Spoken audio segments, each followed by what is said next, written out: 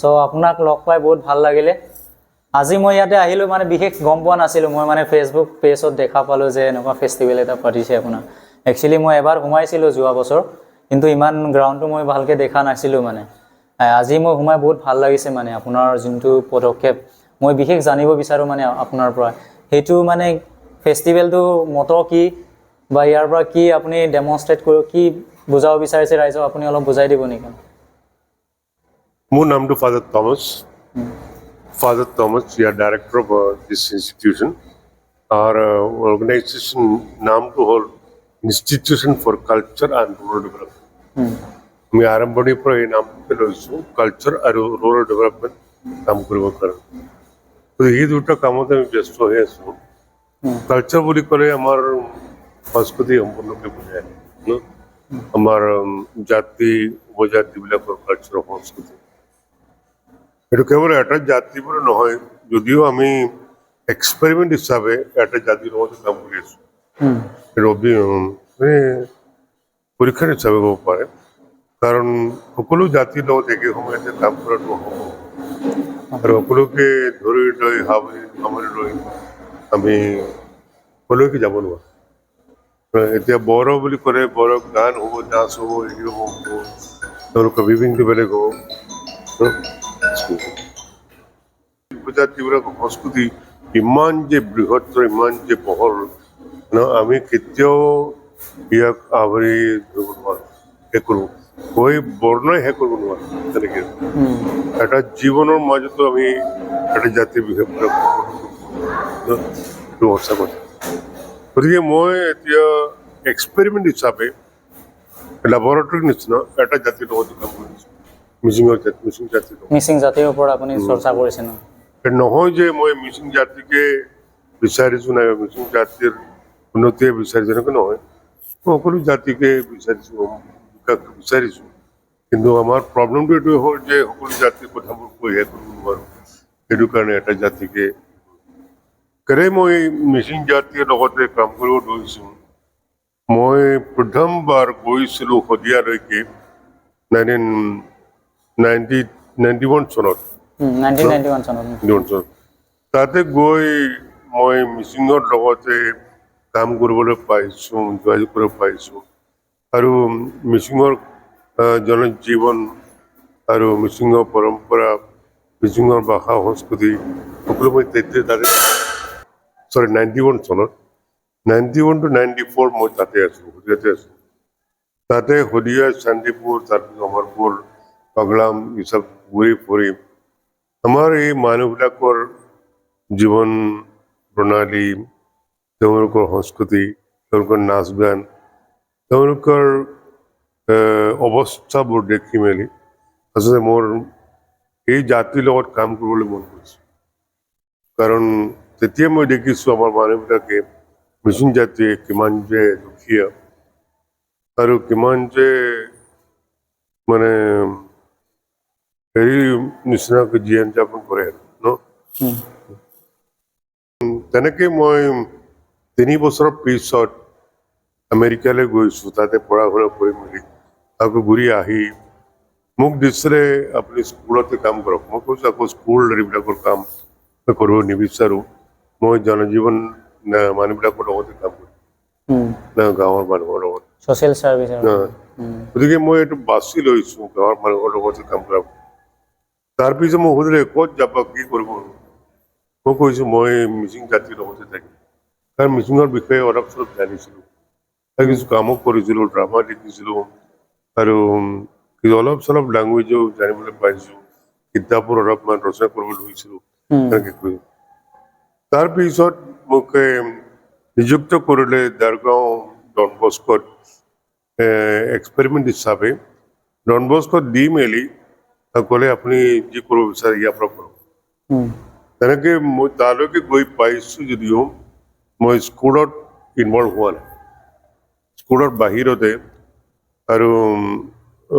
গাঁৱৰ মানুহবিলাকৰ লগতে এনগেজ কৰিব বিচাৰিছো তেনেকে মই আচলতে ক'বলৈ হ'লে 6 মাহ গাঁৱতে থাকিম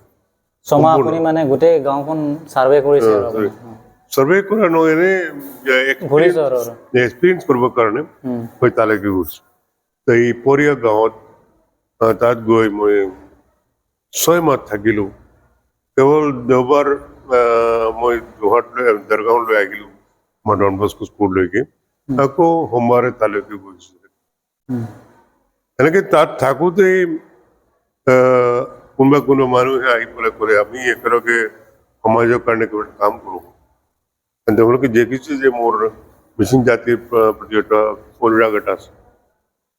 তেনেকে যোৰহাটলৈ অহা যোৱা কৰি মেলি ইয়াতে মনোজ মিলি আছিলে আৰু খগেন পেগু আছিলে আৰু দেৰগাঁৱৰ পৰা আমাৰ বক্সিতাও আহিছিলে তেওঁলোকৰ লগত আমি নতুন মিচিং বাতৰি কাগজ এটা আৰম্ভ কৰিছো আনোৱাগ কেতিয়া আছে 98 চনত আৰু তাৰপিছত আমি 98 চনত 99 চনত আমি যোৰহাটত থাকি যোৰহাটৰ মানুহৰ কাৰণে আৰু বাহিৰৰ মানুহৰ কাৰণে এটা সেমিনাৰ আৰম্ভ কৰিছো বছৰেকীয়া seminar how to read and write in Missing, how to translate in the Missing language. I mean, Skill development, all this kind of, no? আমি কনফাৰেন্সো আমি কৰিছো এই ডন বস্কোৰ প্ৰেক্ষাপটত কাৰণ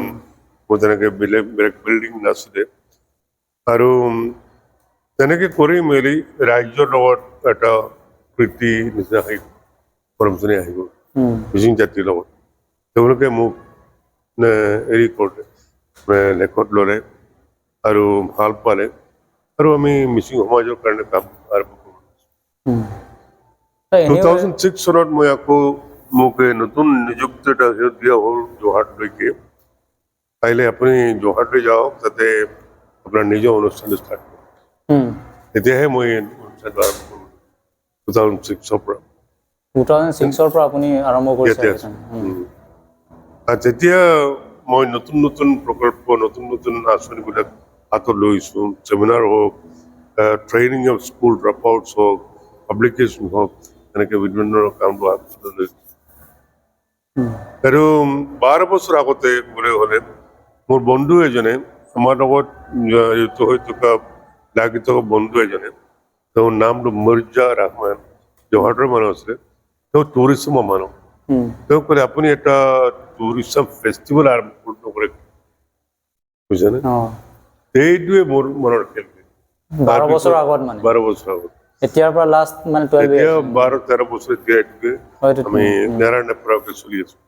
আমি ষ্টপ কৰা বহুত আপুনি 13 বছৰ আপুনি অকল যোৰহাটৰ বাহিন্দাৰ কাৰণে কৰা নাই মই মানে গৈছিলোঁ দুই এটা ষ্টলত তেওঁলোকে কাৰোবাৰ কোনোবাই কৈছে গহপুৰ কোনোবাই জোনাই চিলাপথাৰ চব জেগা মাজুলী মানে ইমানখিনি আপুনি মানে জেগাৰ পৰা মানুহ গোটাই গোটেই এৰিয়াৰ বিশেষকৈ আমাৰ মানে মিচিং